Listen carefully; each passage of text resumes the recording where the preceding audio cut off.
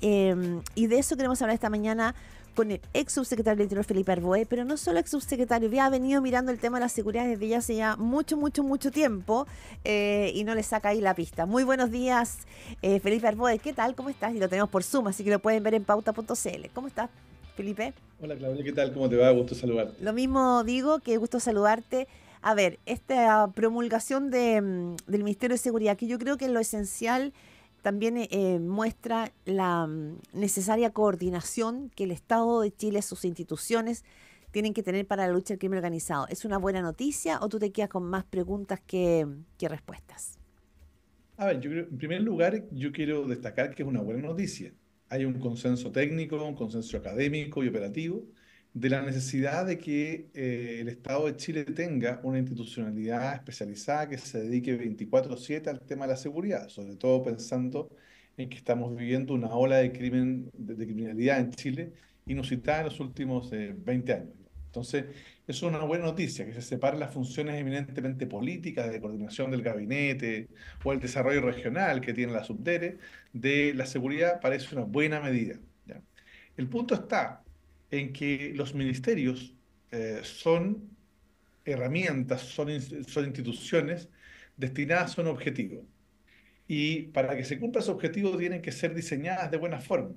Y el punto está en que este es un ministerio que va a avanzar, por cierto, en materias de coordinación, porque crea finalmente algo que hemos venido planteando hace muchos años, que es la idea de un sistema de seguridad. Es Ujú. decir, que no funcione como hoy día, donde Carabineros tiene su estrategia, la PDI tiene la suya, el Ministerio Público tiene la suya, el gobierno tiene la suya y cada institución tiene su legítima Mm.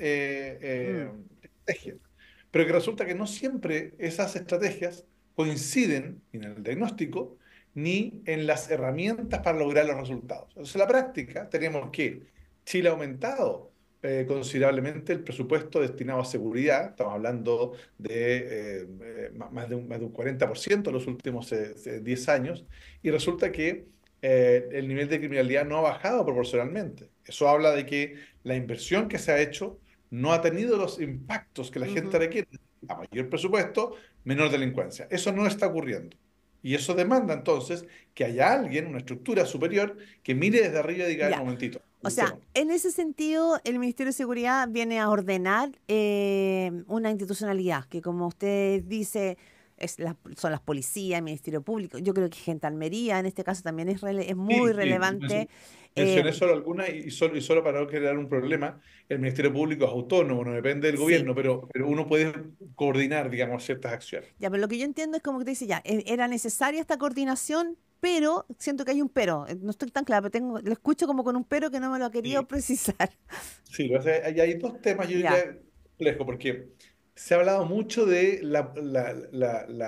el acierto político de haber llegado a un acuerdo sí. después de 10 años en esta materia. Pero la verdad es que se llegó a un acuerdo con una solución que estuvo desde el primer día, pero que siempre fue descartada, porque es una mala solución. Primero, los delitos se cometen en los barrios, en los pasajes, en las calles, no en el país, ¿ya? Hay que focalizarlo muy bien para poder enfrentarlo. Y eso supone entonces que la caída del Ministerio del Interior, la bajada, para que esto se aplique, en las regiones, en las comunas, tiene que ser muy eficiente. Y lo que se ha creado son seremis a nivel regional, o sea, otra institucionalidad más, 16 nuevos cargos con sus respectivos choferes, vehículos, mandos intermedios, etcétera, que no necesariamente van a aportar eficacia en esta materia, porque podría haberse utilizado, por ejemplo, la figura del delegado presidencial, ¿no? Que trabaja ahí, entonces no, se duplicó, digamos. Pero en segundo lugar, resulta que el gran problema que había con la creación del ministerio era cómo manejábamos el orden público y la seguridad, porque el orden público siempre ha sido materia propia de el Interior. interior, ¿no es cierto? Entonces resulta que se ideó una fórmula a la Chilean Way, digamos, ¿no? Entonces usted va a tener lo siguiente: el Ceremi de Seguridad va a estar a cargo de la seguridad pública y a depender del ministro de Seguridad Pública o ministra en la región. Pero si hay una manifestación, él va a poder recibir instrucciones directas ya no del ministro de Seguridad Pública, sino del delegado presidencial. Y el delegado presidencial es un funcionario de la Subsecretaría de Interior.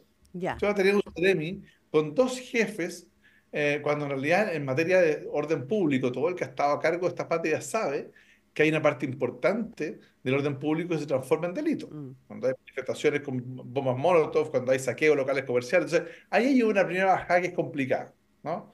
Dos jefes para un mismo funcionario que pueden ser dos criterios distintos. Súmele a eso, que en la región además usted tiene un gobernador regional, que no tiene ninguna competencia desde el punto de vista operativo, pero es el que pone la plata, digamos, para la construcción de comisarías, de vehículos, entonces algo va a tener que decir o va a golpear la mesa.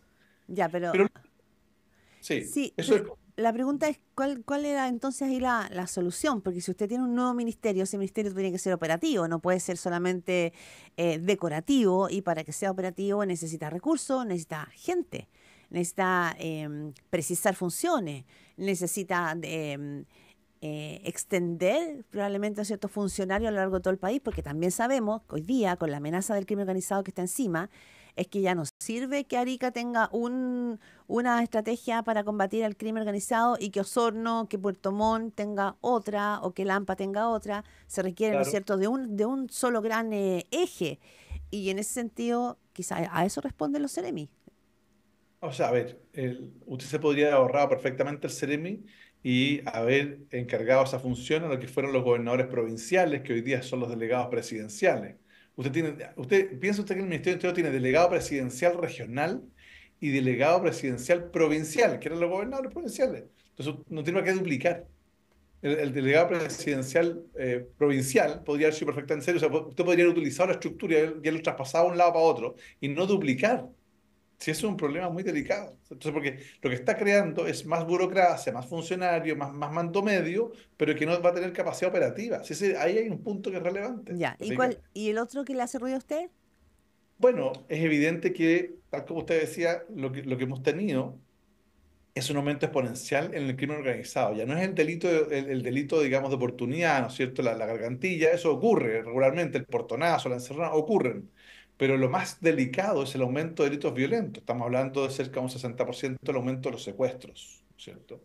Estamos en una tasa de 6,7 homicidios cada 100.000 habitantes, lo cual es una tasa que ha crecido mucho, el segundo en Latinoamérica, en crecimiento, en crecimiento.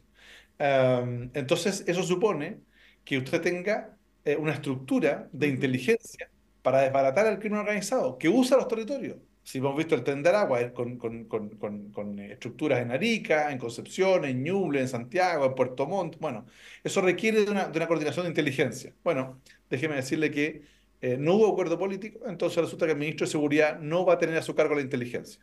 Entonces yo no sé por qué Pero un está, ministro... entiendo que sí está la agencia de inteligencia No, la agencia de inteligencia. incorporada.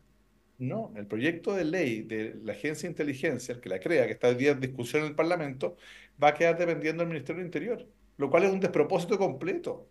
Si el ministro de Seguridad tiene que tener la herramienta de la inteligencia, él va a poder, según la autoridad del gobierno hoy día, va a poder consultar. Si no, pero perdóname, un ministro de Seguridad sin ser el responsable de la inteligencia, evidentemente tiene un problema, un vacío. Sobre todo, insisto, considerando que la realidad de Chile demanda hoy día un sistema de inteligencia muy vinculado a los temas de crimen organizado, digamos, y lo que se llama las amenazas emergentes, ¿no? Entonces, se requiere también resolver ese problema. Y yo Ujú. creo que a lo mejor es una oportunidad, todavía se puede hacer, que en el proyecto de ley de inteligencia se diga que va a depender del ministro de Seguridad Pública, porque no tiene ninguna lógica. Si Mm. ya se tomó la decisión de que el ministro o ministra del Interior iba a ser, comillas, un operador político, para decirlo fácil, digamos, y va a hacerse cargo de la estructura, de la jefatura del gabinete, entonces quite la inteligencia a esa persona. Mm. Así Claro, va, digamos, la seguridad. sí, pero yo lo amplifico, porque también los temas de inteligencia tienen que tener un cuidado enorme respecto de cómo se maneja esa inteligencia. Lo que también hemos estado viendo, lo digo responsablemente, no digo una cooptación, porque estamos lejos de eso a nivel mexicano, pero sí que el crimen organizado y el narco han permeado, si uno empieza a hacer como la seguidilla, hemos visto comisarías con algunos policías que han estado cercanos al crimen organizado. Sí, O sin sea, duda. hoy día uno podría empezar a mirar esa preocupación, por lo tanto, tampoco la inteligencia misma puede estar situada en cualquier lado, es algo muy relevante para poder descabezar o enfrentar en serio el crimen organizado, porque Bueno, tenemos la amenaza de que pueda ser cooptado funcionarios, de que esa información pues circule suelta.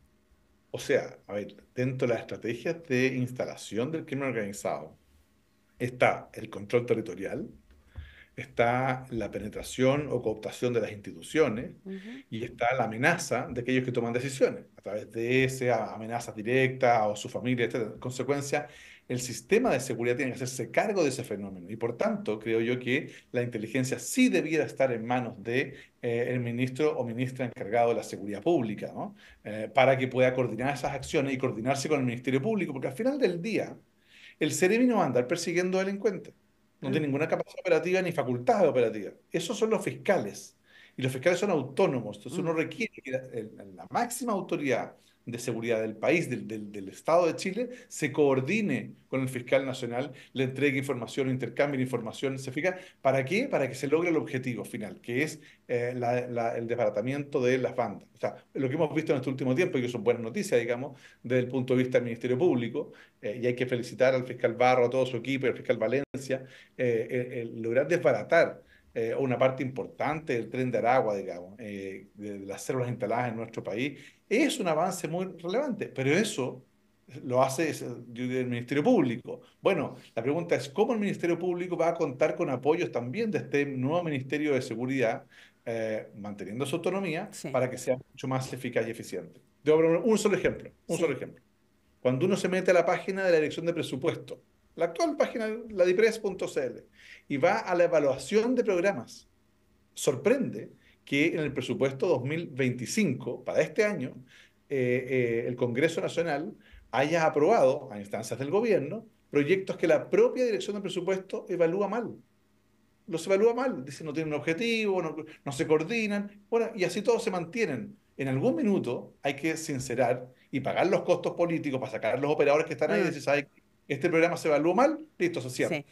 Ahora, Felipe Arbode, cuando uno está mirando y hablamos de crimen organizado, todo lo que usted señala, de cómo opera, este Ministerio de Seguridad viene por lo menos a dar una señal correcta de que no es llegar y Sin entrar duda. a Chile como, porque cuando uno mira lo que pasó con el exteniente Ojeda, cuando ve que lo que hay acá es una hipótesis de que sería finalmente un crimen político en el que habría tenido participación una figura muy importante del régimen de Nicolás Maduro, hablamos de Diosdado Cabello, quiere decir que entonces incluso gobiernos podrían entrar a Chile a cometer delitos a través de... Ya. Claudia, te cuento que cuando ocurrió el crimen del teniente Ojeda, yo me permití escribir una reflexión respecto a este punto, planteando justamente lo que tú señalas. Es que más allá del crimen en sí mismo, esto revelaba que el sistema de inteligencia y de seguridad de Chile era muy vulnerable, porque había entrado un grupo de gente a cometer un crimen en territorio nacional, lo había cometido, Y lo se había habían ido. escondido y habían salido sin que se enterara el sistema de inteligencia y seguridad. Y eso me parecía una vulnerabilidad enorme. Bueno, fui muy criticado en ese minuto cuando planteé esto porque dijeron que estaba especulando. Bueno, el tiempo dio la razón. Efectivamente, fue un crimen por encargo, donde un Estado se mete en otro Estado a cometer este crimen y el sistema de inteligencia chileno no se enteró. Entonces, uno dice, bueno, hay que mejorar el sistema de inteligencia, hay que instalar una coordinación, pero cuidado, esto va a requerir también de mucha inversión, sobre todo en pasos fronterizos y cambio de las estructuras. Si lo que está ocurriendo es que, por ejemplo, el ingreso de armas no ingresa por pasos no habilitados. Las armas ingresan por pasos habilitados, con muchas deficiencias en la fiscalización, muchas deficiencias. La gente pasa horas esperando entrar por un paso habilitado y cuando llega el momento de la revisión es bastante laxa.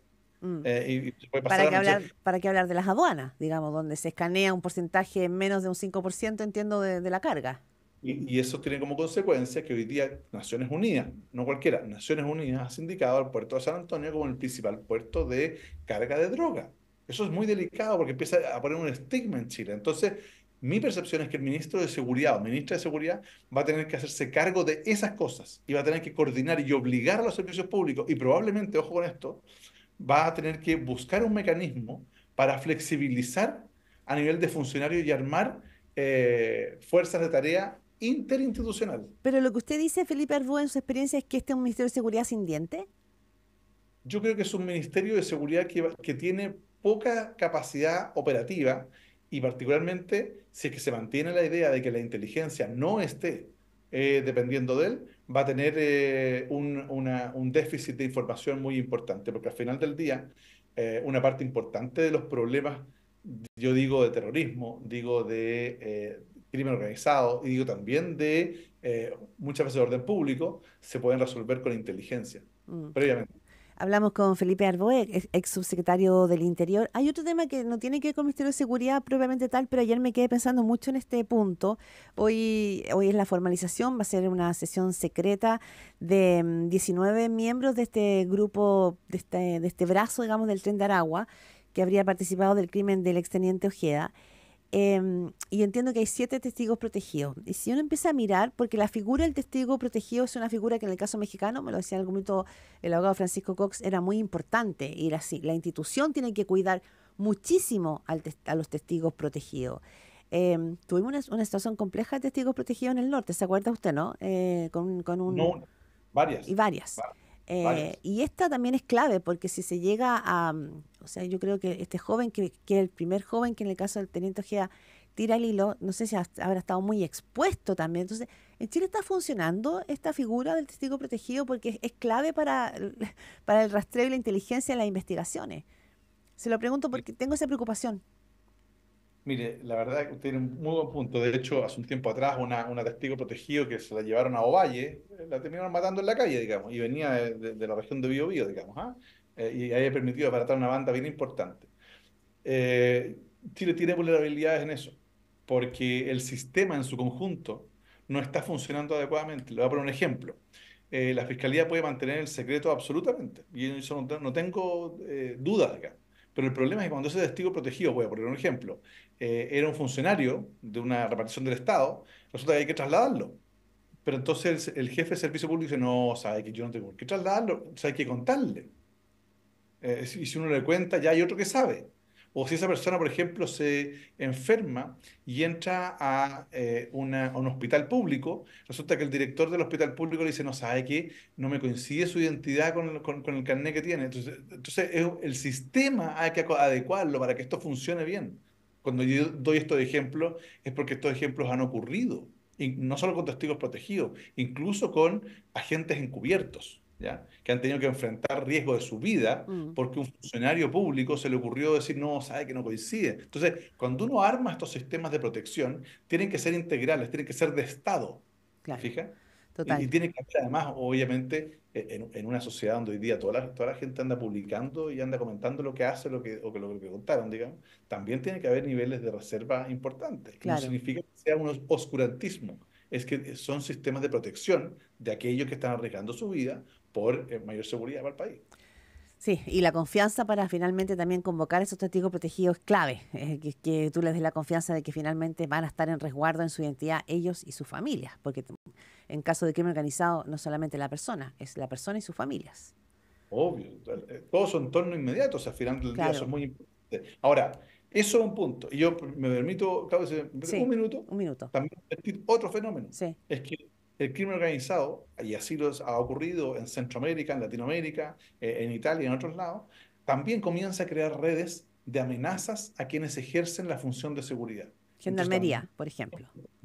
claro, es muy amenaza, digamos, a las familias de los Sí. fiscales, etcétera. Por eso es que se ha planteado, hemos planteado durante muchos años en el Centro de Estudio de Seguridad y Crimen Organizado, donde estamos trabajando, hemos planteado la idea, por ejemplo, de que en casos de crimen organizado o de terrorismo, los fiscales que investiguen sean fiscales especializados que no vivan en la región donde están investigando. O los jueces Mm, incluso puedan ser cambiados de audiencia. En vez de ser juzgados en Araucanía, sean juzgados por jueces de Santiago. ¿Te fijas? Así lo hizo, por ejemplo, la experiencia española cuando mm, estaba la lucha contra la ETA. Porque bien. si no, lo que empezaba a ocurrir es que el fiscal, el gendarme, el juez o sus familias eran amenazados, digamos, porque convivían con el crimen, digamos, en los Claro, y territorios. en regiones ya ha pasado, en Iquique entiendo que de pronto fiscales que están investigando se encuentran, no sé, con la mujer de uno de los investigados en un ascensor, por ejemplo, que además son espacios mucho más pequeños.